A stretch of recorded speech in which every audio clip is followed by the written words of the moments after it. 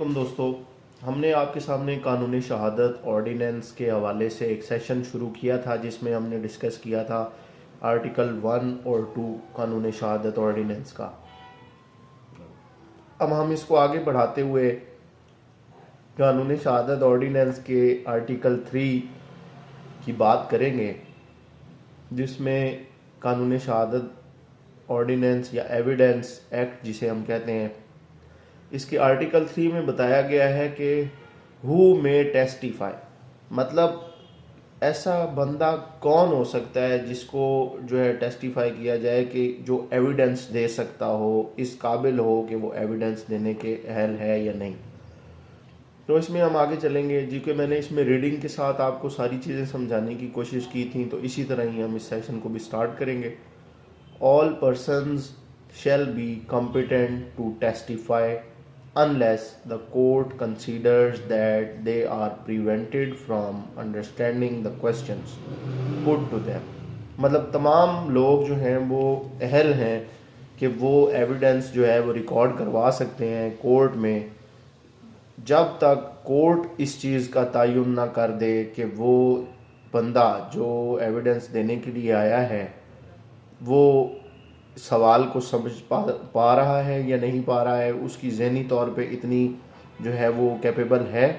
कि जो है वो जो है एविडेंस दे सकता है या नहीं। और from giving rational answer to those question, मतलब एक सवाल किया गया है, कोई भी जो है वो एविडेंस देने के लिए जो आया है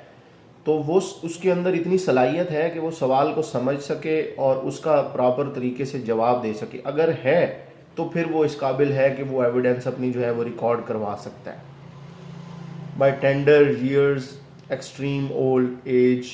डिजीज विदर ऑफ बॉडी और माइंड और any other cause of the same kind, मतलब अगर वो किसी ऐसी बीमारी का लाभ तो नहीं, मतलब जिससे ज़हनी कैफियत उसकी जो है वो ठीक नहीं हो, ज़्यादा बुज़ुर्ग हो गया हो तो उसको सवाल की समझ नहीं या वो जवाब नहीं दे पाएगा, या उसकी बॉडी या ज़हनी तौर पे उसको कोई ऐसी डिजीज़ जो है वो बीमारी लाक हो गई है कि वो ना सवाल को समझ पाएगा ना उसका जवाब दे पाएगा। अब हम आगे चलेंगे। Provided that a person shall not be competent to testify if he has been convicted by a court for perjury or giving false evidence। जो बंदा ये ज़हनी तौर पे ठीक नहीं, एक तो ये हमने डिस्कस कर लिया। अब आगे हम चलेंगे कि जो कन्विक्ट है कोर्ट की तरफ से, मतलब कन्विक्ट से मुराद ये कि उसके ऊपर कोई ऐसा चार्ज लगा है, ऐसा इल्ज़ाम है कि वो जो है पहले अदालत में जो है वो झूठी गवाही दे चुका है या फॉल्स एविडेंस देने का मुर्तकिब हो चुका है और साबित हो चुका है कि ये झूठा गवाह है, तो वो नहीं दे सकेगा। Provided further that the provisions of the first proviso shall not apply to a person about whom the court is satisfied that he has repented thereafter and mended his ways।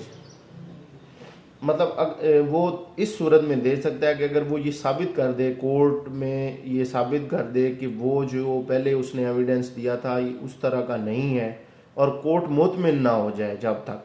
तब तक वो उसको अलाउ नहीं करेगी evidence record कराने के लिए। Provided further that the court shell determine the competence of witness, competence of witness की डिटर्मिनेशन करेगी कि मतलब ये जो विटनेस है इतना कॉम्पिटेंट है एविडेंस रिकॉर्ड कराने के लिए, in accordance with the qualification prescribed by the injunctions of Islam, और जो इस्लाम ने जो शरूत व शराइत एक गवाह की जो है वो तयन की हैं, ये उनकी शरूत व शराइत के तहत आता है या नहीं आता है। As laid down in the holy Quran and Sunnah, मतलब जैसे कुरान पाक में और सुन्नत मोहम्मद सल्लल्लाहु अलैहि वसल्लम में एक गवाह की जो शरूत व शराइत बयान की गई हैं उन शरूत व शराइत के अंदर आता है या नहीं। Where such witness is not forthcoming the court may take the evidence of a witness who may be available. इन तमाम शरूत व शराइत के पूरे होने के बाद कोर्ट जो है एविडेंस रिकॉर्ड करने के लिए जो गवाह आया है उसको इजाज़त देगी कि वो पहले इन तमाम शरूत व शराइत पे पूरा उतरेगा, फिर हम इससे गवाही जो है वो लेंगे। मिसाल के तौर पे एक्सप्लेनेशन एक जो है वो उन्होंने साथ में दी है